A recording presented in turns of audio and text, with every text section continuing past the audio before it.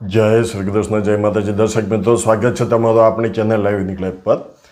વર્ષ 2026નો 7મો મહિનો એટલે કે 1 જુલાઈ 2026થી 31 જુલાઈ 2026 સુધીનો સમયગાળો મકર રાશિના જાતકો માટે કેવો રહેશે?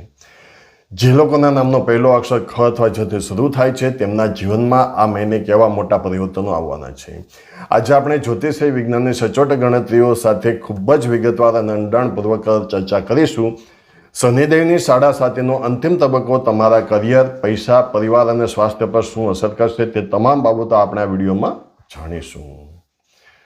મિત્રો, અમે આ વિડીયોમાં સમાવેશ કર્યો છે એવી બાબતોનો કે જેમાં તમારું નોકરી અને વ્યાવસાયિક જીવન હોય, આર્થિક સ્થિતિ, કમાણી અને ખર્ચ પણ હોય, પારિવારિક અને ગૃહસ્થ જીવન સમાવેશ છે, પ્રેમ સંબંધો અને વૈવાહિક જીવન લીધું છે, વિદ્યાર્થીઓનું ભવિષ્ય અને અભ્યાસ બાબતે પણ ચર્ચા કરી છે, મહિલાઓનું જીવન અને વડીલોનું નિવૃત્ત જીવન પણ લીધું છે, અને સૌથી મહત્વનું કે આ મહિનાને ખૂબ જ ભાગ્યશાળી બનાવવા માટે આ અચૂક ઉપાયો કે જે તમારા માટે બહુ ઉપયોગી રહેશે.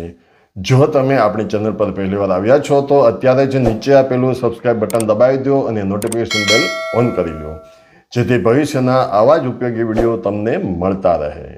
તો ચાલો ડાયરી અને પેન લઈને બેસી જાઓ અથવા વિડીયોને અંત સુધી ધ્યાનથી સાંભળો. મિત્રો, કોઈ પણ રાશિનું ભવિષ્ય સમજવા માટે ગ્રહોની ચાલ સમજવી ખૂબ જ જરૂરી છે. જુલાઈ 2026માં ગ્રહોની સ્થિતિ મકર રાશિ માટે ખૂબ જ મહત્વપૂર્ણ ઇશારા કરી રહી છે. તમારા રાશિના સ્વામી શનિદેવ અત્યારે પોતાના જ નક્ષત્રમાં ભ્રમણ કરી રહ્યા છે, જે દર્શાવે છે કે આ મહિનો તમારી પાસે સખત મહેનત કરાવશે પણ સાથે સાથે તેનું યોગ્ય ફળ પણ આપશે. 16 જુલાઈ 2026ના રોજ સૂર્યદેવ પોતાનું રાશિ પરિવર્તન કરીને તમારા 7મા ભાવમાં એટલે કે કર્ક રાશિમાં પ્રવેશ કરશે. 7મા ભાવમાં સૂર્યની સાથે બુધ અને મંગળની યુતિ પણ જોવા મળશે. આ ગ્રહ ગોચર સ્પષ્ટ સંકેત આપે છે કે મહિનાનો પૂર્વાર્ધ એટલે કે પહેલા 15 દિવસ તમારા પક્ષમાં રહેશે, જ્યારે ઉત્તરાર્ધ એટલે કે પછીના 15 દિવસ તમારા માટે થોડી સાવધાની રાખવી પડશે. ચાલો સૌથી પહેલા વાત કરીએ તમારા કરિયરની, કારણ કે મકર રાશિના લોકો માટે તેમનું કામ જ બધું હોય છે.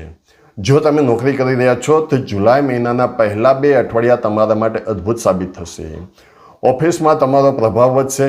જો તમે લાંબા સમયથી પ્રમોશન, પગાર વધારો કે મનગમતી જગ્યાએ બદલીની રાહ જોઈ રહ્યા હતા તો 15 જુલાઈ પહેલાં તમને સારા સમાચાર મળી શકે છે. તમારા સિનિયર્સ તમારા કામની પ્રશંસા કરશે. પરંતુ 16 જુલાઈ પછી જ્યારે સૂર્ય અને મંગળની યુતિ થશે ત્યારે ઓફિસમાં થોડું રાજકારણ ગરમાઈ શકે છે. સહકર્મીઓ સાથે નાની બાબતમાં દલીલબાજી ન કરવી. કોઈની વાતોમાં આવીને ઉતાવળમાં નોકરી છોડવાનો કે બદલવાનો નિર્ણય આ મહિને ન લેવો. જે લોકો વ્યાપાર એટલે કે બિઝનેસ કરી રહ્યા છે તેમના માટે આ મહિનો મિશ્રિત રહેશે. જો તમે લોખંડ, સિમેન્ટ, કન્સ્ટ્રક્શન, સરકારી કોન્ટ્રાક્ટ અથવા આઈટી સેક્ટર સાથે જોડાયેલા છો તો આ મહિને મોટો આર્થિક ફાયદો થઈ શકે છે. જો કે જો ભાગીદારીમાં એટલે કે પાર્ટનરશિપમાં બિઝનેસ કરે છે તેમણે નાણાકીય વ્યવહારો ખૂબ જ સ્પષ્ટ રાખવા પડશે, નહીં તો પાર્ટનર સાથે મતભેદ થવાની પૂરી સંભાવના છે. કોઈ નવો મોટો પ્રોજેક્ટ શરૂ કરવાનો હોય તો મહિનાની શરૂઆતમાં જ કરી લેવો હિતાવહ છે. હવે મિત્રો જાણીએ કે આ મહિને તમારી આર્થિક સ્થિતિ કેવી રહેશે. શું ખિસ્સું ભરેલું રહેશે કે ખર્ચા વધશે?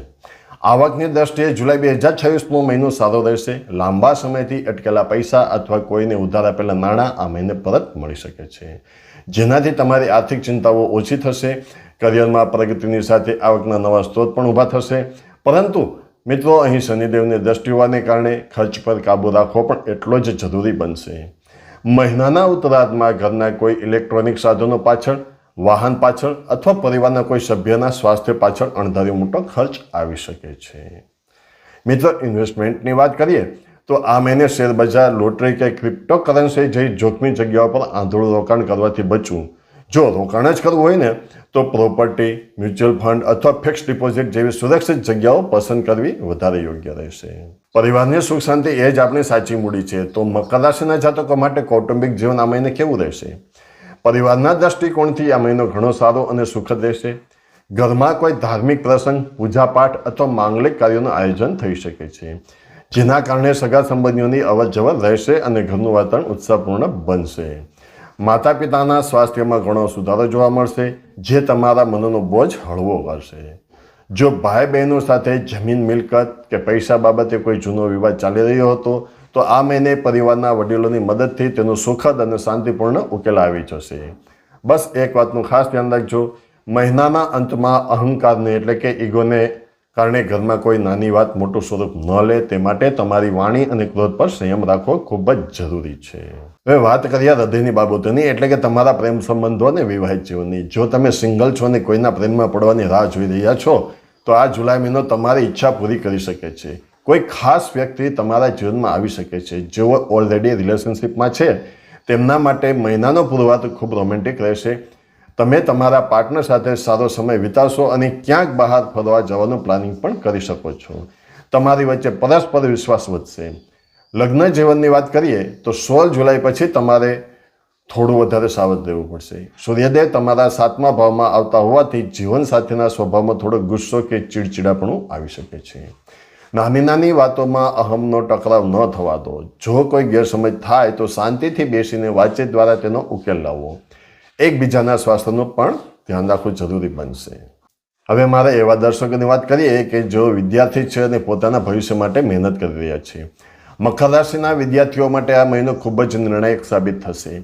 મહિનાની શરૂઆતમાં આ બુદ્ધ ગ્રહની શુભ સ્થિતિને કારણે તમારી એકાગ્રતા અને યાદશક્તિ ખૂબ જ શાર્પ રહેશે. અઘરા વિષયો પણ તમે સરળતાથી સમજી શકશો. જો તમે કોઈ સ્પર્ધાત્મક પરીક્ષા એટલે કોમ્પિટિટિવ એક્ઝામની તૈયારી કરી રહ્યા છો તો આ મહિને તમને તમારી મહેનતનું હકારાત્મક પરિણામ મળી શકે છે. જે વિદ્યાર્થીઓ ઉચ્ચ શિક્ષણ માટે વિદેશ જવા ઈચ્છે છે અથવા કોઈ મોટી કોલેજમાં એડમિશન મેળવવા માગે છે તેમના પ્રયત્નો આ મહિને સફળ થશે. જો કે 15 જુલાઈ પછી સોશિયલ મીડિયા, ગેમિંગ કે ખોટા મિત્રોના કારણે ભણવામાંથી ધ્યાન ભટકવાની સંભાવના છે. એટલે ડિજિટલ ડિસ્ટ્રેક્શનથી દૂર રહેવું અને તમારા ટાર્ગેટ પર ફોકસ કરવું. મકર રાશિની સ્ત્રીઓ માટે જુલાઈ 2026નો મહિનો કેવો રહેશે ચાલો તેના પર એક નજર કરીએ. આ મહિનો તમારી આત્મનિર્ભરતામાં વધારો કરશે. જે મહિલાઓ નોકરી કરે છે અથવા પોતાનો કોઈ બિઝનેસ, બ્યુટી પાર્લર, બુટીક કે ઓનલાઈન કામ ચલાવે છે તેમને આ મહિને મોટી સફળતા અને પ્રશંસા મળશે. સમાજમાં અને કાર્યક્ષેત્રમાં તમારું માન સન્માન વધશે. પરંતુ બીજી તરફ ગૃહિણીઓ પર આ મહિને કામનું ભારણ, મહેમાનોની અવરજવર અને પારિવારિક જવાબદારીઓ વધી શકે છે. આ વધુ પડતી દોડધામને કારણે માનસિક તણાવ, થાક, પીઠનો દુખાવો કે આંખોની સમસ્યા થઈ શકે છે. શારીરિક સ્વાસ્થ્યની સાથે તમારા માનસિક સ્વાસ્થ્યનું પણ ધ્યાન રાખો. સવારે થોડો સમય યોગ અને ધ્યાન એટલે કે મેડિટેશન માટે ચોક્કસ ફાળવો. આપણા પરિવારના વડીલો એટલે કે જેઓ નિવૃત્ત જીવન જીવી રહ્યા છે તેમના માટે મહિનો કેવો રહેશે તો કે મકર રાશિના નિવૃત્ત જાતકો માટે જુલાઈ મહિનો માનસિક શાંતિ અને સંતોષ લઈને આવશે. તમારો મોટા ભાગનો સમય ધાર્મિક પુસ્તકો વાંચવામાં, પૂજાપાઠમાં અને આધ્યાત્મિક પ્રવૃત્તિઓમાં પસાર થશે. જો તમે લાંબા સમયથી કોઈ તીર્થયાત્રા કે ધાર્મિક સ્થળની મુલાકાત લેવાનું વિચારી રહ્યા હતા તો આ મહિને તે ઈચ્છાઓ પૂરી થવાના પ્રબળ યોગ છે. સ્વાસ્થ્યની દ્રષ્ટિએ કોઈ મોટી ગંભીર સમસ્યા જણાતી નથી, પણ બદલાતા હવામાનને કારણે નાની મોટી મોસમી બીમારીઓથી સાવધ રહેવું. સંતાનો તરફથી તમને પૂરો આદર અને પ્રેમ મળશે. તેમજ તેમની પ્રગતિ જોઈને તમારું મન હર્ષિત થશે. જૂના મિત્રો સાથે મુલાકાત થવાથી તમે જૂની યાદો તાજી કરશો અને મન હળવું અનુભવશે. અને હા મિત્રો, જો તમે કોઈ પણ પ્રકારના વ્રત તહેવારોની સંપૂર્ણ માહિતી અને વાર્તા સાંભળવા ઈચ્છતા હોય તો આપણી આ ચેનલ પરથી સમયસર તમને મળી રહેશે. તો ચેનલને સબસ્ક્રાઈબ કરો અને બેલ આઇકનને અવશ્ય દબાવો કે જેને કારણે આવનારી દરેક નવી વિડીયો સૌપ્રથમ તમારી પાસે સમયસર પહોંચી જાય. મિત્રો, આપની રાશિનું રાશિફળ દર મહિનાની 28 તારીખે બપોરે 2 વાગ્યે આપણી ચેનલ લાઈવ યુનિક લાઈવ પર મળી જશે, જે જોવાનું ચૂકશો નહીં. તો ચાલો હવે આગળ વધીએ. મિત્રો, જ્યોતિષશાસ્ત્રમાં ઉપાયનું ખૂબ મહત્વ છે. જુલાઈ મહિનામાં આવનારા નકારાત્મક પ્રભાવોને દૂર કરવા અને સકારાત્મક ઉર્જા વધારવા માટે મકર રાશિના જાતકોએ આ 3 ઉપાયો ખાસ કરવા જોઈએ. જેમાં પ્રથમ ઉપાય છે શનિદેવની પૂજા. દર શનિવારે સાંજે સૂર્યાસ્ત પછી કોઈ પણ નજીકના શનિ મંદિરે જાઓ, ત્યાં સરસવના તેલનો દીવો પ્રગટાવો અને શનિ ચાલીસાના પાઠ કરો. શનિદેવના મંત્ર ઓમ શમ શનેશ્વરાય નમઃ ની ઓછામાં ઓછી 1 માળા જાપ અવશ્ય કરો.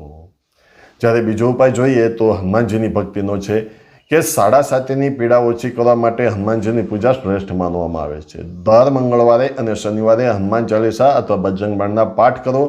હનુમાનજીને બુંદી અથવા ચણા ગોળનો પ્રસાદ ચઢાવો અને તે પ્રસાદ ગરીબોમાં વહેંચો. હવે ત્રીજો ઉપાય જોઈએ તો જીવદયા છે. કે દરરોજ સવારે પક્ષીઓને 7 અનાજ મિક્સ કરીને સપ્તધાનનું ચણ નાખો.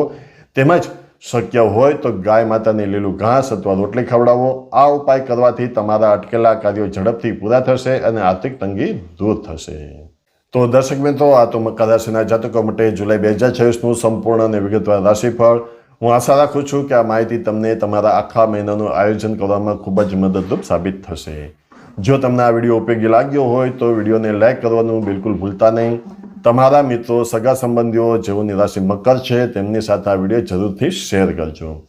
તમારા મનમાં કોઈ પ્રશ્ન હોય તો નીચે કોમેન્ટ બોક્સમાં તમારી રાશિ અને પ્રશ્ન લખી શકો છો. અમે તેનો જવાબ આપવાનો પૂરો પ્રયત્ન કરીશું. આવતા વિડીયોમાં ફરી મળીશું એક નવી રાશિ અને નવી માહિતી સાથે. ત્યાં સુધી હસતા રહો, પોઝિટિવ રહો અને મહેનત કરતા રહો. જય શ્રી કૃષ્ણ, જય માતાજી.